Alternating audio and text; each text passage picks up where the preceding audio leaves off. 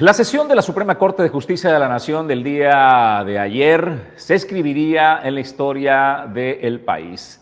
Puso en vilo uno de los poderes de la nación mexicana. Estaba debatiendo la constitucionalidad de una reforma que reformaría a ese poder y que a partir del día de ayer no volverá a ser como lo conocimos, al menos en las últimas décadas. La Suprema Corte de Justicia desestimó las acciones de inconstitucionalidad que presentó 4 partidos políticos y una minoría legislativa en contra de la reforma judicial, por lo que la citada reforma seguirá vigente en sus tiempos y términos. En esta sesión que se tensó en momentos en las votaciones, abundaron reclamos del bloque de ministros que se oponían a la reforma judicial. El Pleno de la Suprema Corte desestimó el proyecto del ministro Juan Luis González Alcántara Carrancá, que proponía invalidar la elección de jueces y magistrados, al tiempo que avalaba este método de elección para ministros y magistrados electorales. El proyecto fue desestimado derivado de que no alcanzó la mayoría calificada de 8 votos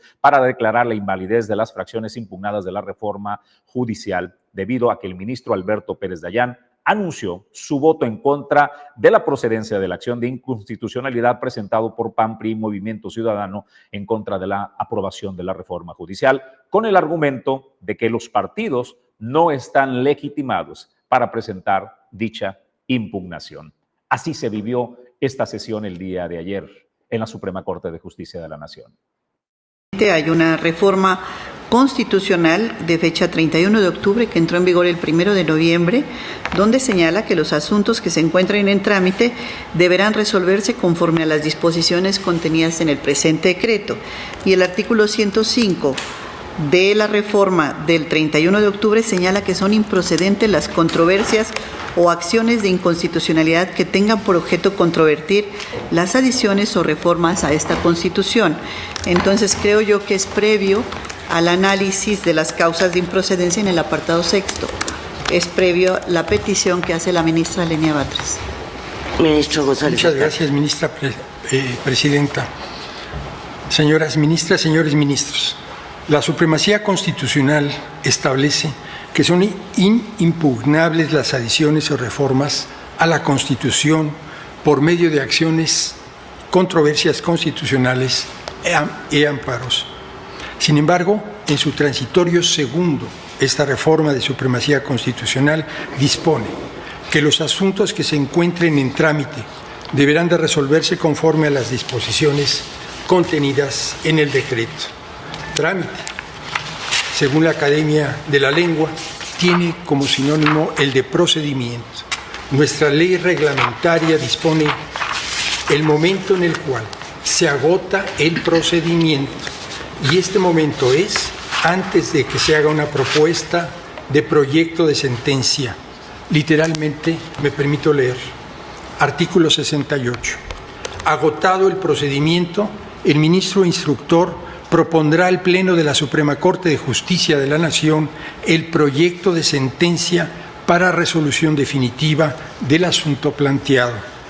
En los casos de materia electoral, el proyecto de sentencia a que se refiere el párrafo anterior deberá de ser sometido al Pleno dentro de los 5 días siguientes a aquel en el que se le haya agotado el procedimiento, debiéndose dictar el fallo por el Pleno a más tardar en un plazo de 5 días contados a partir de que el ministro instructor haya presentado su proyecto.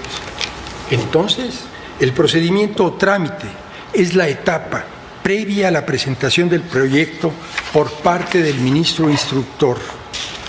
Este momento de la presentación del proyecto es distinto del momento en el que se dicta el fallo por el Pleno.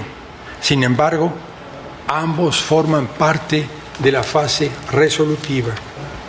En este punto, es claro que, una vez que ha sido público, tanto para las ministras como los ministros del Pleno, como para la sociedad en general, el proyecto de sentencia elaborado por el ministro instructor y además, una vez que se ha acordado formalmente el cierre de la instrucción, las acciones de inconstitucionalidad no se encuentran más que en una fase de trámite sino que están en una fase de resolución.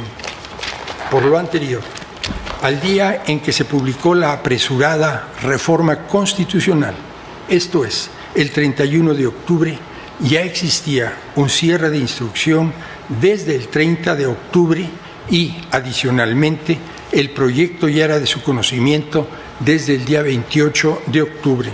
Por lo tanto, no existe una causal de improcedencia superviniente que se haya, como se ha afirmado.